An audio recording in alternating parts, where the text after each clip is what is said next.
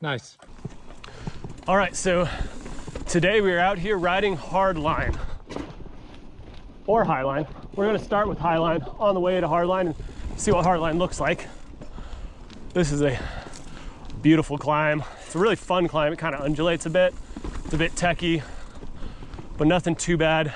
Some of the lower stuff, you'll notice I do start breathing pretty hard. But overall, it's a really fun trail. Excited to get out here today on the Ibis HD6 and see what it can do.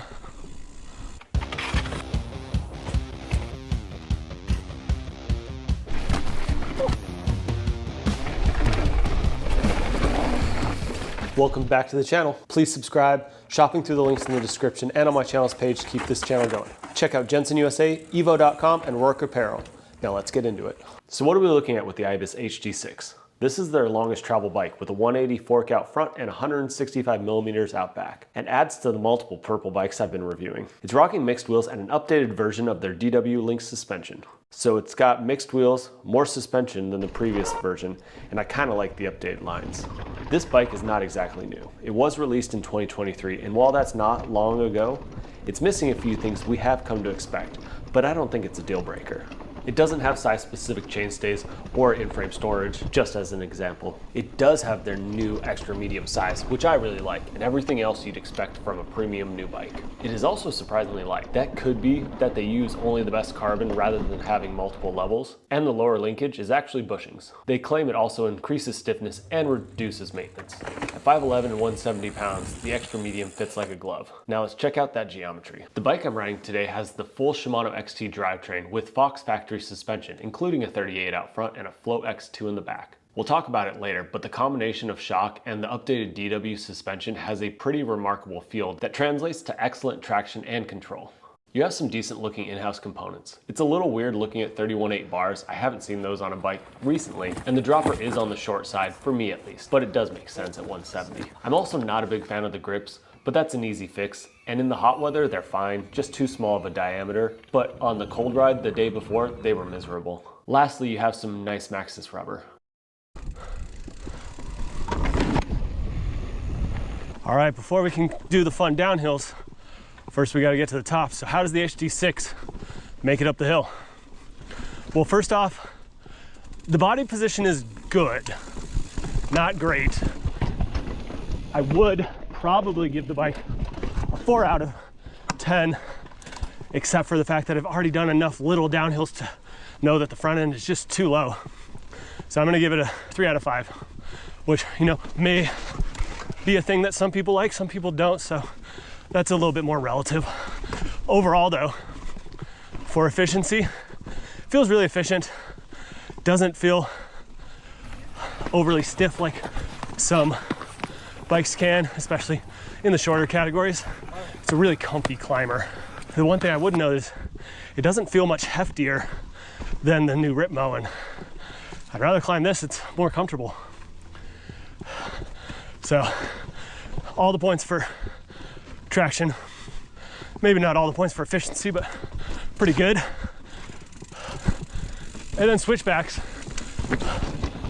got some real good tight technical stuff already, including switchbacks, and this thing does great there. Probably do a 4. I'll have to compare it to the other similar bikes. I don't want to oversell it, but yeah, that's how the Ibis HD6 gets up the hill.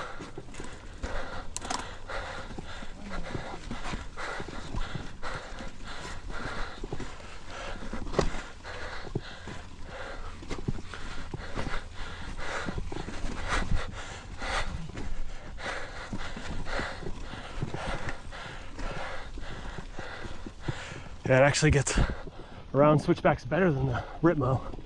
I think the longer back end may help there. I guess I'm just assuming it's longer based on how the body position feels and how the weight feels. But I'll check that out when I get the time. Oh man, look at that view. That is cool. All right, well, I think we've made it to the fun stuff, and if I remember correctly, there's a lot of cool, fun little lines to do. It's been a good 2 years since I've been here, but we'll figure it out. Let's get into the fun stuff and talk about how this bad boy descends. But first, another reminder to subscribe. Starting in the chunk, the combination of Ibis's DW link and the Fox Float X2 does one of the best jobs of getting the wheel out of the way. It's on par with the Rocky Mountain Altitude and Forbidden Dreadnought, where I gave both those bikes top scores. Unfortunately, with the short rear end and low stack, it doesn't quite make it to their scores. Next, when it comes to steeps, the short back end actually helps, but again, with that low stack and a head angle that's more common on a trail bike these days, you just don't have that confidence of some other bikes. Where those things can help is on jumps. The HD6 moves about the trail with ease and is one of the jumpier bikes with this much travel. The 180 fork hinders it slightly, but the shorter wheelbase, short back end, head angle put it nearly at the level of the Evil Insurgent. Lastly, in the corners, it's a strong reflection of the things we already talked about. Tight corners and pockets are the Ibis's friend. And while the suspension does an admirable job in sweeping corners, it lacks a bit of stability you would likely get with a longer back end. Funny, you haven't ridden it for a while. That gets us to the Loam library, and the Loam score is 39, putting it here amongst a very competitive market. The climbing score is one of the highest for this category. Descending, it does most things above average, but this is where it would need to excel to get on the top of the list. And then we get to quality and value. This is another area where things are better, but not quite the best. Good job, Ibis, on the lifetime warranty and that extra medium size. Builds wise, especially on the entry level side, getting Fox factory suspension is a deal. But as you go up in price, a lot of the companies will give you that nicer suspension.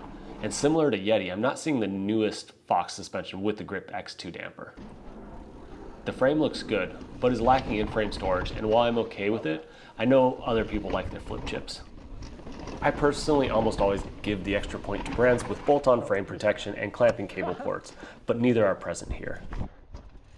The last thing I'll say about the frame is for a demo bike that likely has more than one season on it, the paint is still in excellent condition. There are more.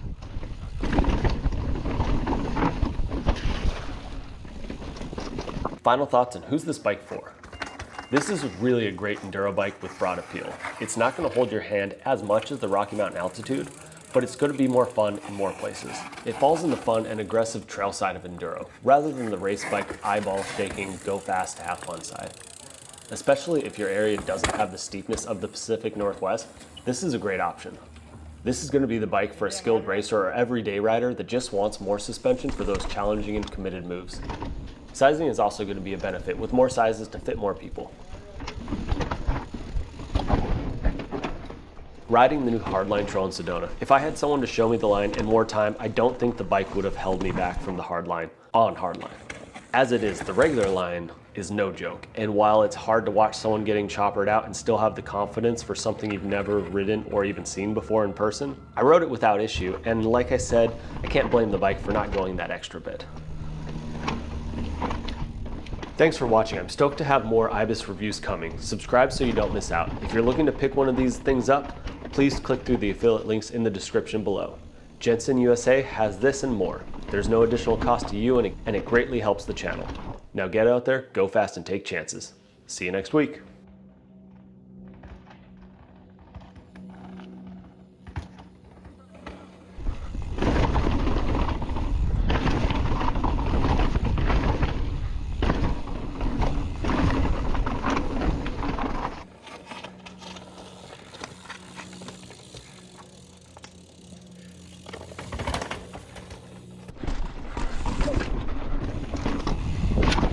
Perfect. That is a bit of a bottom. Yeah, good